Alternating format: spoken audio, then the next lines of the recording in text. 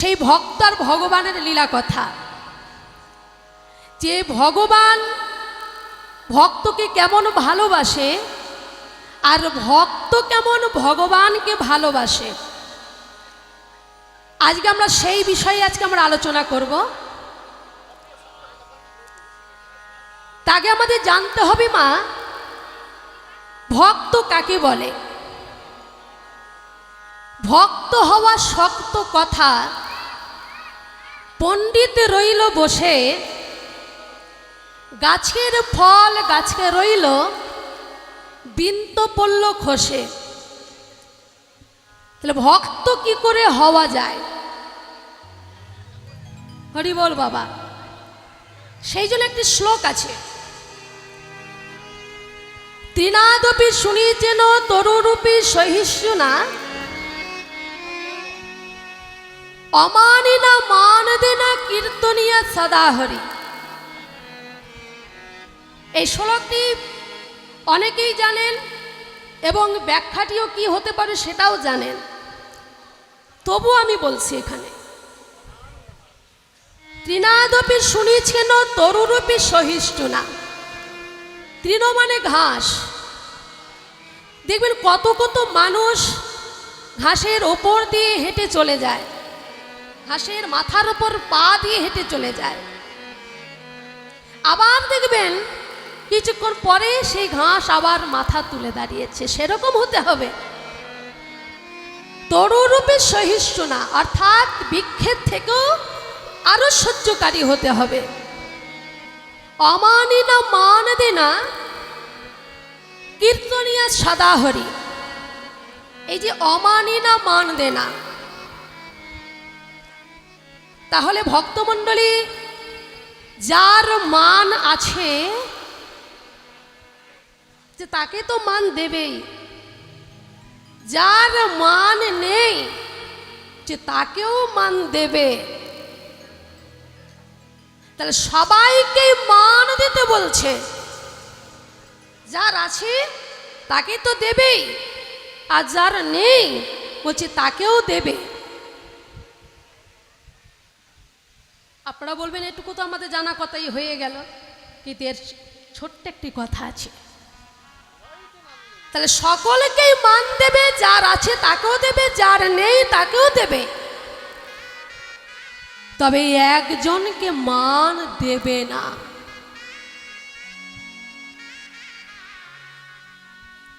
একজনকে মান দেবে না। হরি বল। একজনটি কে?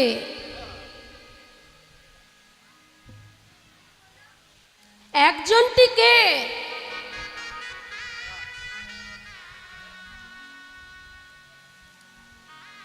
নিজেকে কোনোদিন মান দেবে না।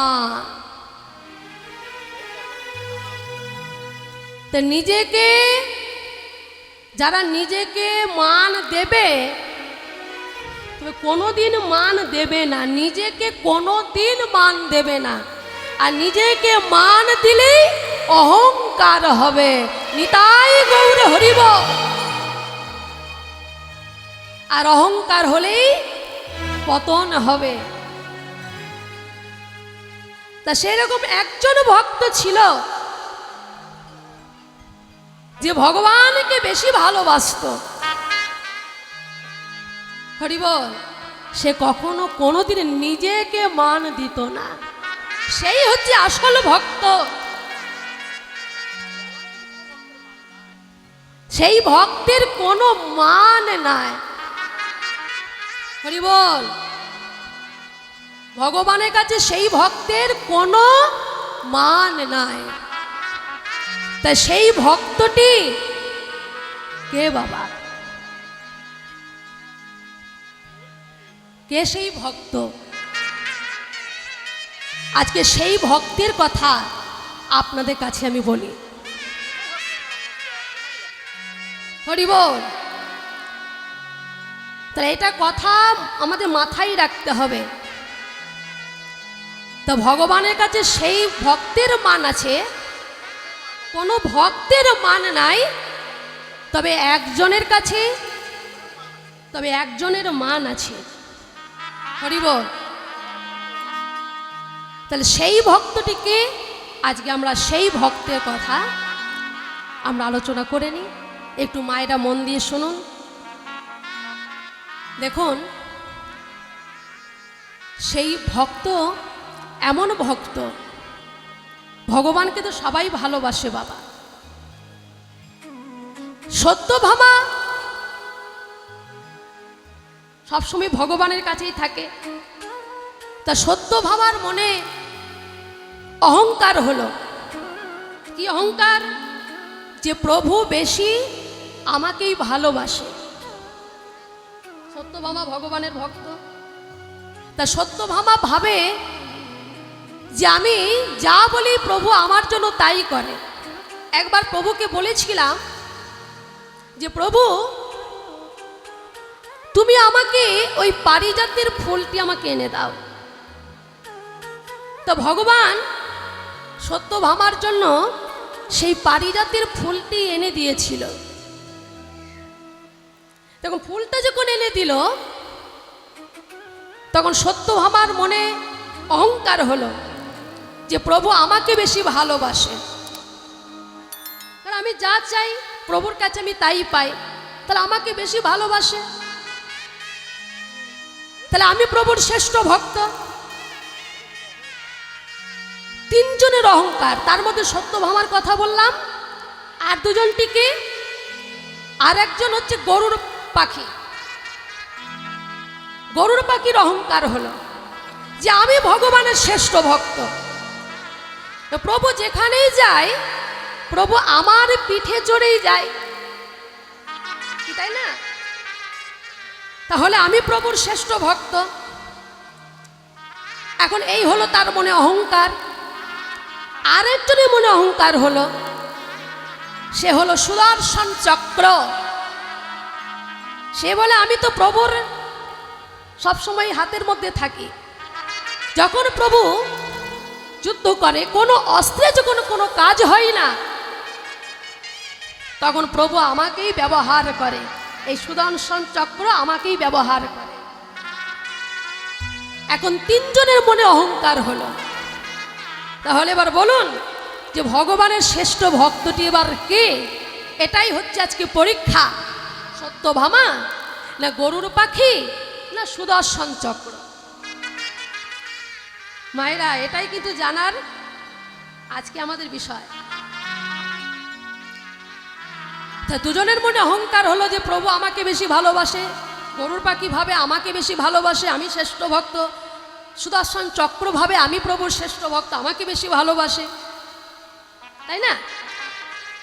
ভগবান তো অন্তর্যামী, ভগবান অন্তরে সবই বুঝতে পারলেন। আজকে ভক্তকে একটু পরীক্ষা করি, কে আমার ভক্ত। সত্যভামা, তুমি তো আমাকে বেশি ভালোবাসো, আমিও তোমাকে বেশি ভালোবাসি, ঠিক আছে। তুমি এক কাজ করো, তা তুমি আমার ভক্ত, আজকে তুমি সীতা সাজো। ভালো করে বুঝে যাবেন ভক্ত কাকে বলে। তুমি আজকে সীতা সাজো, সীতার মতন তুমি সাজো, একদম যেন সীতাই যেন মনে হয়। এখন সত্যভামা সীতা সেজে বসে আছে। এবার যারা যারা আসে দর্শন করে সবাই ভাবে এটাই সীতা, এটাই আসল সীতা। আর তখন সীতা সেজে বসে আছে, সত্যভামা তখন আরো অহংকার হচ্ছে, আর আমি সীতা, আরো অহংকার হয়ে যাচ্ছে। কেউ চিনতে পারছে না ভক্ত কাকে বলে। দেখুন এইবার সুদর্শন চক্র গরুর পাখি, এবার গরুর পাখিকে বলছে, গরুর তুমি তো আমার ভক্ত, তোমাকে আমি সব সময় ব্যবহার করি, তোমার পিঠে চড়ে আমি সমস্ত জায়গায় যাই, তুমি আমার শ্রেষ্ঠ ভক্ত। তা তোমার আজকে একটি পরীক্ষা, তুমি এক কাজ করো, যাও তুমি হনুকে আমার কাছে নিয়ে এসো। হরি বল। যে এবার হনুকে নিয়ে এসো, যাও।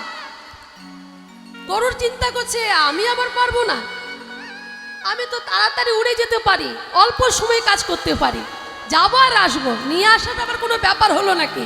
এই যে অহংকার, এখন গরুর অহংকার নিয়ে উড়ে চলে গেল হনুর কাছে। এই যে হনু, দেখছেন তো? এখন হনুকে গিয়ে বলল, চলো আমার সঙ্গে, আমার সঙ্গে চলো, তোমার সঙ্গে যাব। এই কথা কাটাকাটি হতে হতে হতে হতে এখন হনু খুব রেগে গেছে। ওই হনুমান খুব রেগে গেছে, তখন লেজে করে ধরে গরুর পাখিকে পাকত ঘুরিয়ে একবারে সাগরের জলে ডুবিয়ে ধরে আছে, একবারে ডুবিয়ে ধরে আছে। হরি বল বাবা। এখন কোন রকম গরুর এখন ছিলে ঠুলে যাক উঠে এসেছে, উঠে এসে গাগুলোকে ঝেড়ে ও এখন ডানেরটা হয় ছুটে চলে এসেছে। কি হলো? কই, কোথায় হনুমান, কোথায়? আনতে পারলাম না। কি শক্তি, কি ক্ষমতা! ভগবান মনে মনে ভাবছে এবার তার বিচার হবে। ঠিক আছে, তুমি পারলে না, তুমি এক কাজ করো, আর একবার যাও। আবার যাবো? ওরে বাবা, যদি আবার জলে ডুবিয়ে মারে? আরে যাও, গিয়ে বলো যে প্রভু ডেকেছি, গিয়ে বলো। ঠিক আছে, এখন গরুর আবার চলে গিয়েছে, গিয়ে বলছে এই যে হনু, আবার এসেছ? না না, কথাটা শোনো, প্রভু আমাকে পাঠিয়েছে তোমাকে নিয়ে যাবার জন্য, মাও তোমাকে ডেকেছে, মানে সীতা মা। ঠিক আছে, হনুর আনন্দে ধরে না, মা ডেকেছে, প্রভু ডেকেছে, যেতে তো হবেই। তা চলো আমার সঙ্গে। না, তোমার সঙ্গে যাব না। আরে চলো আমার সঙ্গে। ঠিক আছে, আমি যাব, তুমি যাও, আমি আসছি। না, তোমাকে সঙ্গে করে নিয়ে যাব। বললাম তো, তুমি চলো, আমি আসছি, তোমার সঙ্গে আমি যাব। যেই গরুর পাখি চলে এসেছে, আর অমনি হনুমান তার আগে চলে এসেছে দ্বারে। গরু জানে না। এখন হনুমান তো এসেই অবাক, হনুমানও চলে এসেছে, আর হনুমানকে দেখেই গরুর পাখি অবাক। এবার এটা কি করে হয়? সে তো আমার সঙ্গে আসেনি, অথচ বললো তুমি চলো, আমি আসছি। এইবার গরুরের যে একটা অহংকার ছিল, সেই অহংকারটা চূর্ণ হলো, যে আমি তাকে আনতে পারলাম না, সে চলে এসেছে, তাহলে আমি ভক্ত হতে পারিনি। এইবার দ্বারে যে প্রবেশ করতে যাবে ভিতরে, বন বন বন বন করে সুদর্শন চক্র ঘুরছে, মানে হনুমানকে যেতে দেবে না ভিতরে। বাহ! হনুমান বলছে তুমি আমাকে আটকাতে পারবে? সুদর্শন চক্র তুমি হতে পারো, তা তোমারও মনের মধ্যে অহংকারও রয়েছে। হনুমান কি করেছে? সে অষ্টসিদ্ধি যোগ জানে তো, তা সেই অষ্টসিদ্ধি যোগের দ্বারা সেই চক্রকে ধরে মুখের মধ্যে দাঁত দিয়ে চেপে ধরে মুখটা বন্ধ করে দিল। আচ্ছা, যে চক্র দ্বারা মানুষের মাথা কেটে ফেলা হয়, যুদ্ধে যেমন তরুণী সেনের মাথাটাও কাটা গেল, তার মনে করলে হনুমানের মুখটাও তো কেটে যেতে পারত, ওই কাটলো না তো। চেপে ধরে এবার দ্বারের ভিতরে দাঁড়িয়ে ভিতরে প্রবেশ করেছে। সুদর্শন চক্রের অহংকার দেখুন চূর্ণ হয়ে গেল। এবার ভক্ত কাকে বলে দেখুন, যেই হনুমান ভিতরে প্রবেশ করেছে, প্রভুর কাছে বসে আছে সত্যভামা সীতা সেজে। ভগবান তো অন্তর্যামী, সবই জানে, সবার অহংকার চূর্ণ হয়েছে। এবার হনুমান তো জানে, তবু যথাস্থানে সে তো মাতৃ নারী জাতি, তাই প্রণামও করেছে। প্রণাম হই মাতা, প্রণাম করে মাথাটি তুলে হনুমান বলছে তুমি তো আমার সীতা মা নও,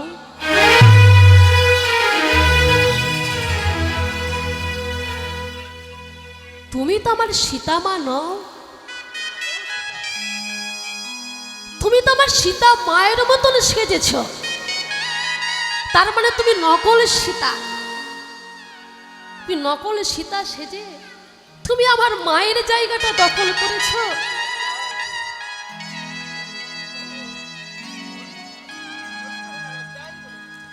তখন সত্যভামার মুখে কথা নেই, লজ্জাতে তার মাথা হেঁট হয়ে গেল, মাথাটা নিচু হয়ে গেল। প্রভু বলছে, সত্যভামা এবার কিছু বুঝতে পারলে? তুমি যে বলো তুমি আমার ভক্ত, গরুর বলে আমার ভক্ত, সুদর্শন চক্র বলে সে নাকি আমার ভক্ত,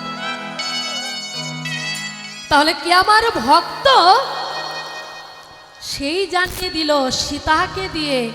তোমাকে সীতা সাজিয়ে প্রমাণ করালাম যে হনুমান সে কত বড় ভক্ত।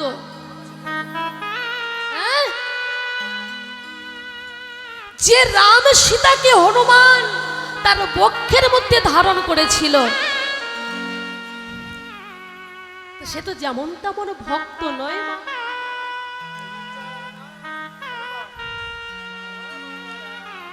তা সেই ভক্ত হচ্ছে সেই হনুমান। আজকে যে উদ্দেশ্য নিয়ে আপনারা সবাই উপস্থিত হয়েছেন, যার জন্য আপনারা এসেছেন, কত ভক্ত সেবা করলেন, তাই সবাই এইভাবে হনুমানের মতন ভক্ত হবেন, কখনো নিজেকে অহংকার করবেন না। সেরকম ভক্ত হয়ে সেই প্রভুর নাম সব সময় জপ করবেন। তাই বলছে, ভজ মন রাম রণ সুখদায়ী,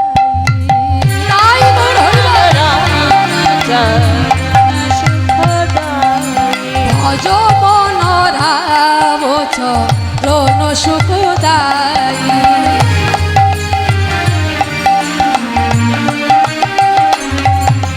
ভজ মন রাম চরণ সুখদায়ী, ভজ মন রাম চরণ সুখদায়ী, ভজ মন রাম চরণ সুখদায়ী।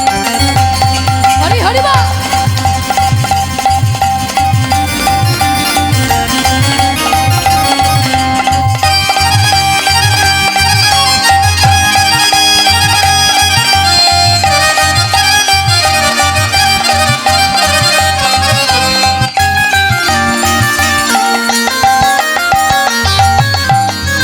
যেই চরণ কি চরণ পাদুকা ভরত রাখলে লবলাই,